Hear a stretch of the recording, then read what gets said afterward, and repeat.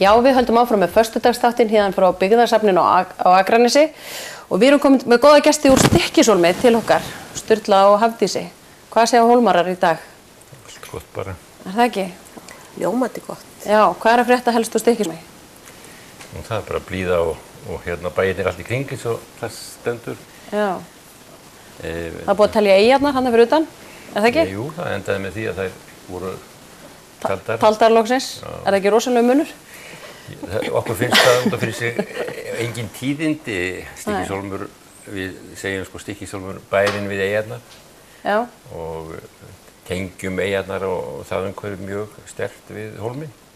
Þannig að við erum ánægð með það. Já. Og náttúrulega margt að sjá þar. Já. Stykkishólmur svo falleg bæjarstæði með fallegum húsum, mikið vel uppgerðum húsum. Akkur svona rík, akkur þetta? Akkur ég sá auglýsingar fyrir sjómannadaginn. Það voru allir að nýta Stykkishólm, misjöfn fyrirtæki að nýta Stykkishólm í auglýsingar. Þetta náttúrulega á sér mjög langan aðdraganda og saga Stykkishólms er nokkuð löng og merkileg. Fyrstu annálar Stykkishólm eru allar götur frá 1240 sem fundust í kirkjubókum. Bjarni Amtmaður sem var á Arnarstapa, Bjarni Thorsteinsson, hann skipulagði, má segja, uppbyggingu í Stykkishólmi með því að nýta tengslin í Kaupmannahöfn til þess að leggja til að þarna yrði hafnaraðstaða, póstskipið kæmi í hólminn. Þarna yrði amtsbókasafn. Það eru 170 ára næsta ári síðan amtsbókasafnið hóf starfsemi sína í hólminum og því að hann sagði að Stykkishólmur er miðja vestur amtsins og þarna þarf að vera bókasafn vegna menningarinnar, læknir, apótekari, sýslumaður og svo framvegis. Svo byggðist upp að miklu liti fiskvinnslu, það ekki? Hörpu, skel og var mjög sterk, eða ekki? Jú, hörpudiskurinn sem veiddist til skamms tíma, hann reyndar veiktist. Já. En er að rísa upp aftur. Já, það einmitt svo frábært. Hörpudiskurinn náttúrulega var mjög sterk auðlind fyrir okkur, eins og ferðaþjónustan í dag. Já, að hólmarar hafa verið duglegir að nýta alls konar annan afla úr sjó. Jú, við höfum séð það í sjónvarpinu meðal annars hjá þér, þar sem var verið að segja frá nýtingu annarra auðlinda. Þangið og þarinn og þörungarnir í Breiðafirði eru mikil verðmæti og við erum að leggja á ráðinu það að gera enn meira úr því. Manni rétt, þú líffræðingur? Ég er lífeindafræðingur. Lífeindafræðingur. Og starfa og sem rekstur rannsóknastofunnar og er fagstjóri rannsóknaþjónustu Heilbrigðisstofnunar Vesturlands. Já.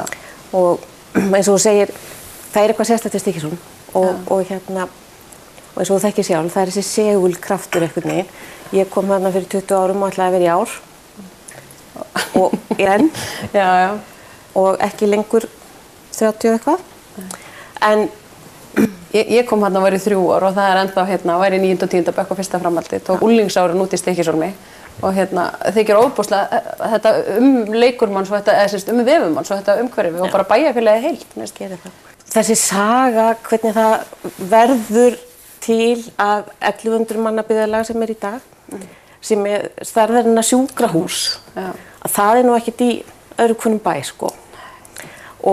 Og þetta á rætur sína rekja allt aftur til 1918 þegar Lúðrafélag Stykkishólms stendur fyrir samkomu og skemmtun þar sem að afkoman, hagnaðurinn átti að renna í það að standa fyrir byggingu sjúkrahúss.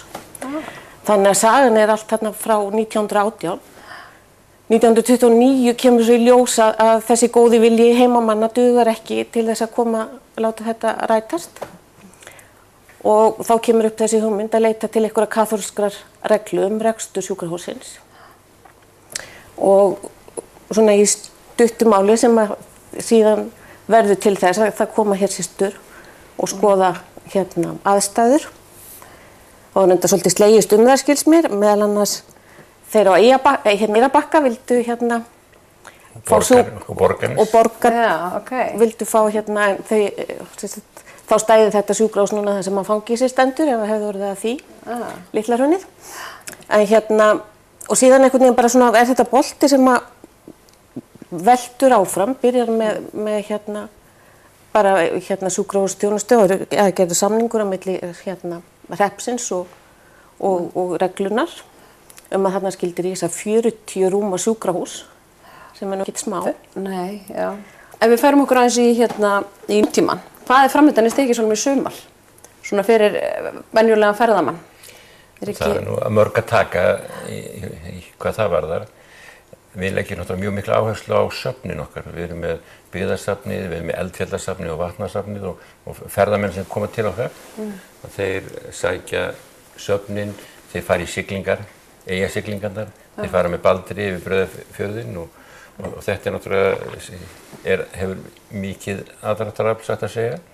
Og síðan erum við svo heppin að vera í þessari miðju sem ég nefndi áðan, Bjarni Amtmaður sá að Snæfellsnesið með þjóðgarðinn Snæfellsjökul, Helgafell, Eyjarnar í Breiðafirði og Látrabjarg fyrir norðan, fjörð, að þetta það sem að dregur fólkið til okkar og ferðamaðurinn að sækja í þetta.